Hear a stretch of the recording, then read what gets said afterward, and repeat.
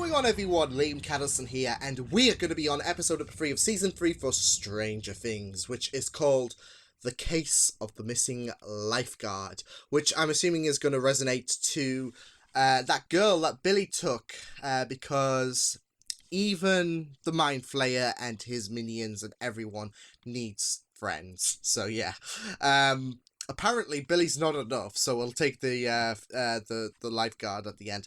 It was just crazy last time. Mike and Eleven splitting, but not before a cool 80s montage we had with Eleven exploring freedom, considering that she doesn't really get that much environment to waltz around at for her own safety. We also had our American heroes being born of Robin, Steve, and Dustin as they intercepted that Russian message, and seems to suggest that it originated from at Hawkins. So very, very juicy. But yeah, with that said, let's just delve right into this episode. This is episode number 3 of season 3. Extended reaction should be up on Patreon. Let's go. What? Mike, stop. Relax. Just relax, okay? Stop asking rational questions. Oh, this would be a good time for her to find out that Hopper has had a word. Emotion and not logic. Precisely. Uh-oh. It's a totally different species. They say we're species. Oh boy. What? Oh Emotion, boy. not logic. Your parents know about? Yep. Yeah. It's cool. Yeah. It's really cool. Did you need something? This is awkward. No. I'll leave. I'll just let you. I'll leave you. Assumption. Smile. Yeah, there we go. I was gonna say, you're begging for that smile.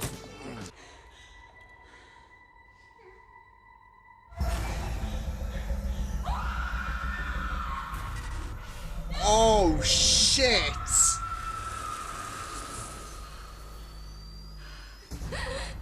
What is it? What happened? Oh, Lord. Oh, God. He needs some milk. Was this happening?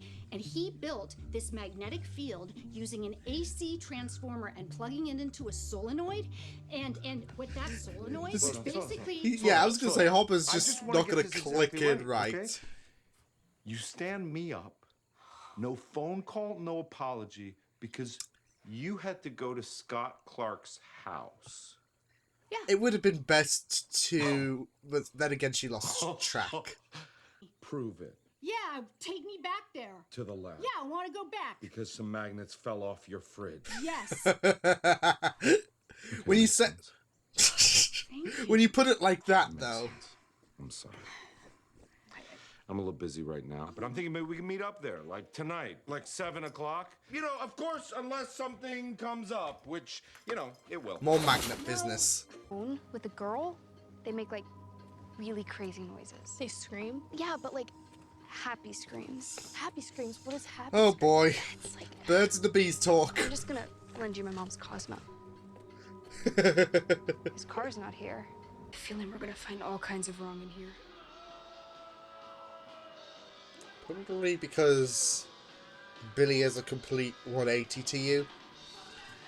You're a little cherub, he's not. Ugh, gag me with a spoon.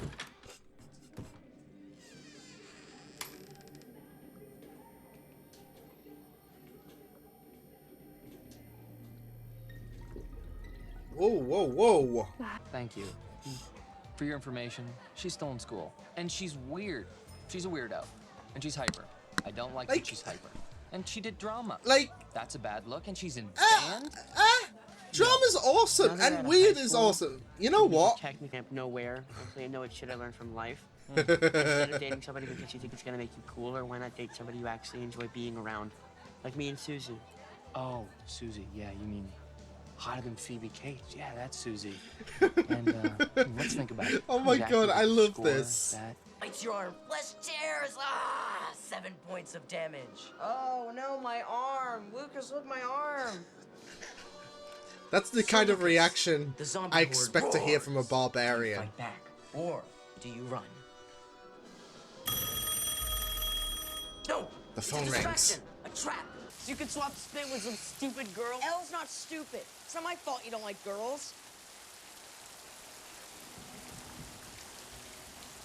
I'm not trying to be a jerk, Ooh. but we're not kids anymore. I mean, what did you think, really? That we were never gonna get girlfriends? That we were just gonna sit in my basement all day and play games for the rest of our lives? Yeah, I do kind of sympathize Yes, I with did. Mike in a sense, it really did. but I do sympathize with Will.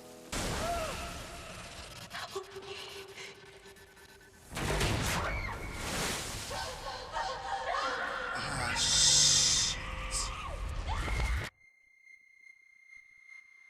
Bloody hell, the sound effects in this. What happened? Elle! The plot thickens.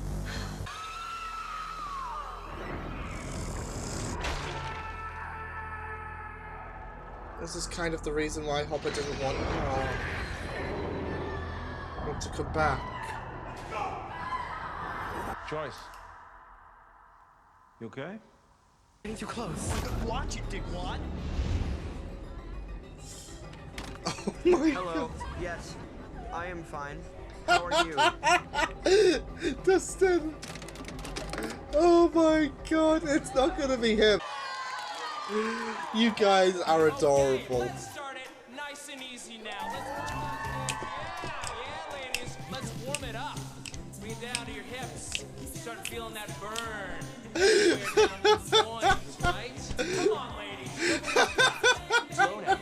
Just isolate. Blue. It's yellow. In the west. My god, go on, Robin. What are you doing? I cracked it. Cracked what? I cracked the code.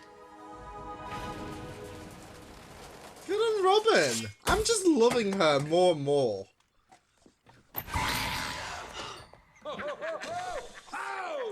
I swear I'm gonna run these guys over.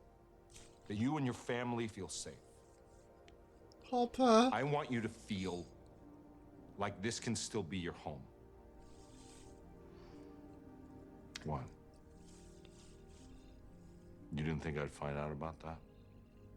Gary called me. He said he's fixing up your house to put it on the market. I can't exactly blame Kids know her. yet. But you have something that I never had. You have people that know what you've been through. You have people that care about you. Right here Exactly. in Hawkins.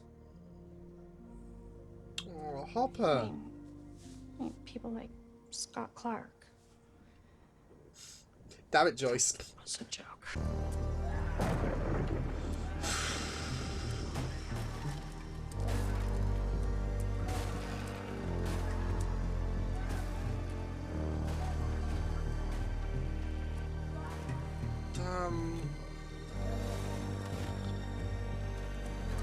Oh man, I just want to give this guy a hug. Oh no. This is the rat feeding on the corpse.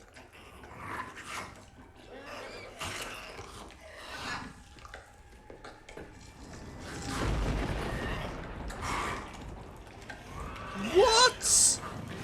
The fuck? No! Driscoll. It's just more boxes. Let me check it out. No, I'm still looking. Let me see it. Hang on.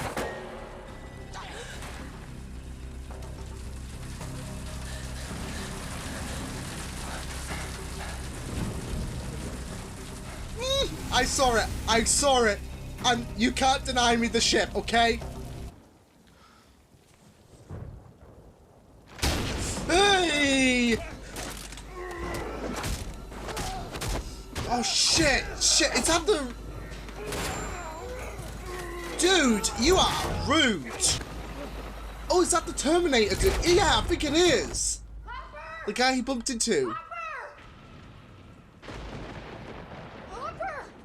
Hopper! Jesus.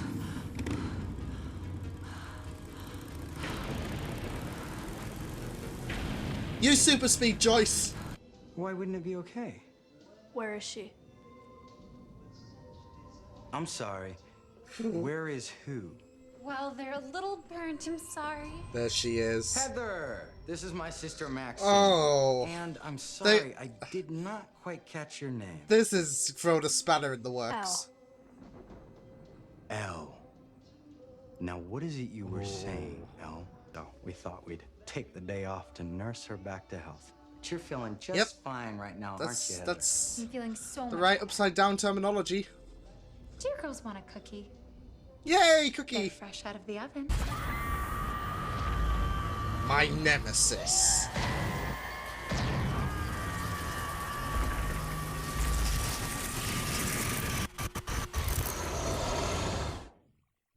Your demon's back. Oh damn, his pupils. Janet, call 911. All Call 911. ouch! All part of the plan.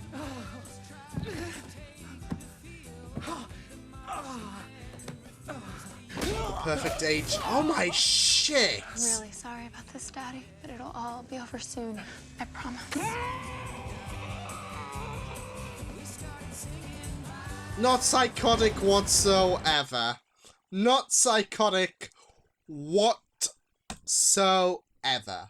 Really enjoyed that episode of Stranger Things. That was really brilliant stuff. I loved a lot of scenes in this episode, not gonna lie. Like, there were, like, all of the story was pretty fun stuff. But there were a few scenes that were pretty golden in terms of how emotional it got and how exciting it was. Especially Will's scenes, where it went from him and Mike having that argument to him smashing down Camp Byers. And that is heartbreaking. It was heartbreaking for Will to glance through all of the memories he had with his friends and realizing that things are so different now. And it was definitely heartbreaking seeing Camp Byers being shattered. And I just wanted to give him a hug. Like, this is the thing. Will has been hurt, like, with the past 2 seasons with the Upside Down, and now he's being hurt again with emotionally now. Like, yes, the Mind Flare might be coming back, and that's going to play on Will's mind, but this season so far, he's just not, like, he just can't escape the realm of growing up and being left in the dust, and thus Will is being hurt again. Though Mike and Co, they don't want to hurt Will, but like, inside, but they are more fixated towards girls, and times are no longer the same. It's just, like, I do feel so bad for him. It all goes back to my discussion in the last episode when I said there is that gap. Because he wants that place of normality, but he's had such a gap between before he got kidnapped in season 1 to stopping the mind to 11 stopping the Mind Flayer in season 2. There's been that gap that he wants to fill in those years or that he's missed, or that time that he's missed, because he hasn't had that time for normality to sit down and try to have a normal life again. And in between that, the kids are growing up, and it's just been difficult for Will. So he hasn't climbed onto that step of growing up like Mike, Lucas, and Dustin has, and it's heartbreaking. And some people just don't want things to, like, some people just want to revel in this happiness, like Will is, and it's just heartbreaking. I mean, yeah, Mike and Lucas are still reeling from the girl troubles and all of that, but Mike lashing out like that was just hard, especially since Will just wants to have fun and all of that, and just wants to play games and just be the friends, but it's like Will's being pushed out, and it's breaking his heart, and I just feel so bad for him.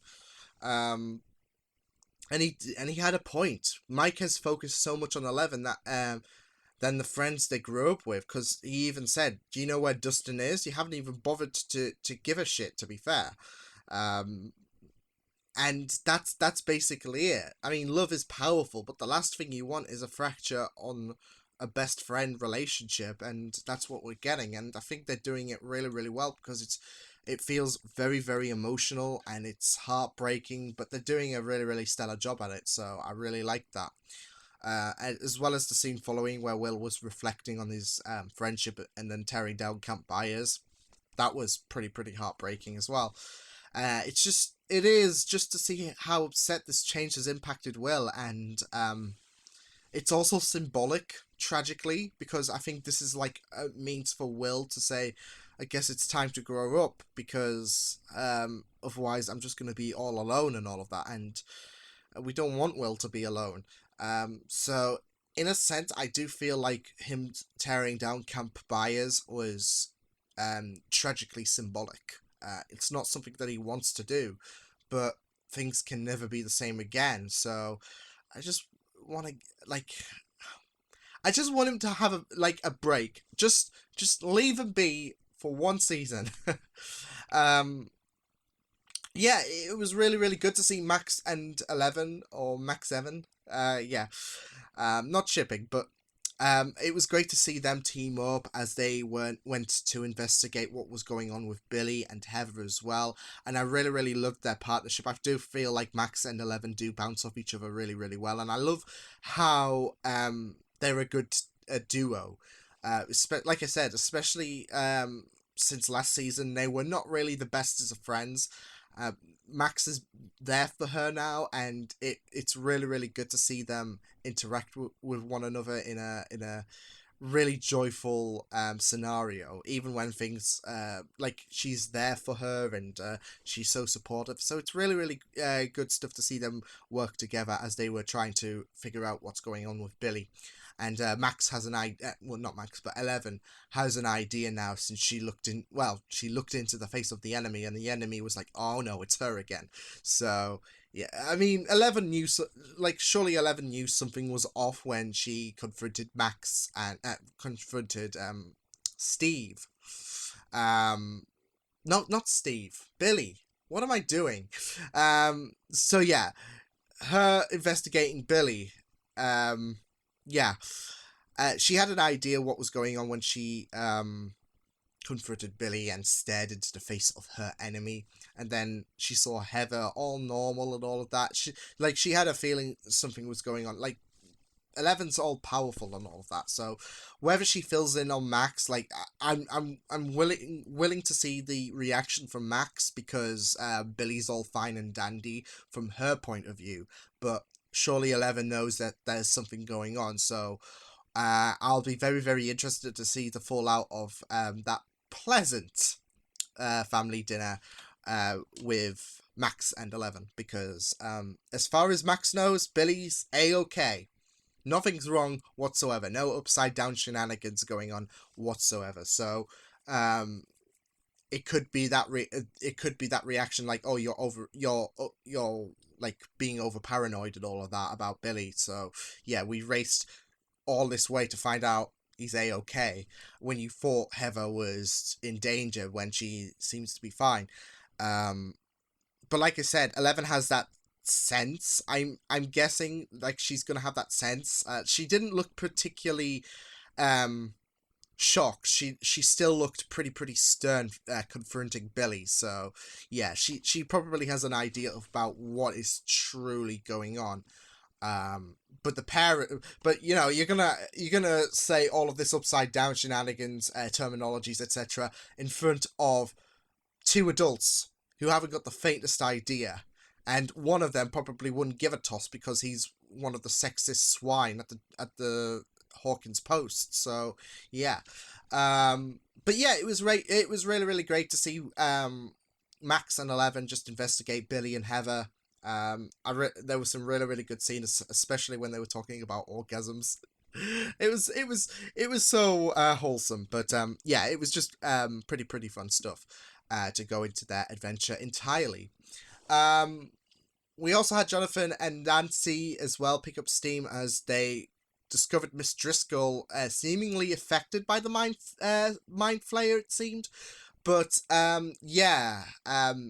Nancy continuing to get all the sexism, which is really poop. But I am liking where this is going, because it seems evident. Like, since Nancy's in on the know about the whole upside down shenanigans. And since the story is slowly coming together, as we found out in this episode, all the pieces are being drawn in together, and it'll be very, very interesting to see how situations like Steve and Dustin investigating the Russians do tie into the whole monster side of the story as well, since we know the Russians are involved with the monsters, but seeing them, yeah, you get the idea, seeing them collide once this story is done, it will be very, very interesting. But it is shaping up to be really, really good. Like, despite the shit she's getting, Nancy, it's gonna be really, really awesome, since Nancy's in on the know. They haven't got the faintest idea, and Nancy's gonna be the one that stands on top despite their jabs. So I am really excited to see Nancy stand on top. It is just painful seeing Nancy get all this sexism right now, but inevitably she will stand out on top. That's the thought process that's going in on my head.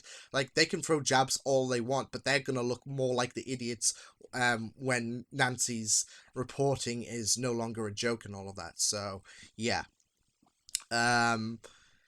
But yeah, it was also great to see Robin cracking the... I'm loving Robin more and more this season. Like, I absolutely do love her so much this season.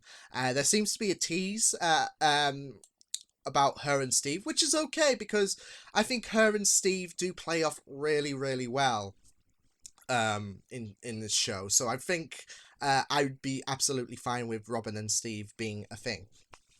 But yeah, Robin cracking the code completely, everything resonating towards the mall. We had that hint that the mall, that the message seemingly had some semblance of relation to being at the mall, I think it was, because of the horse ride with the music, and that matched to the one on the tape. So yeah, there was that hint, and now we got the full confirmation where all the signs were exactly within the mall.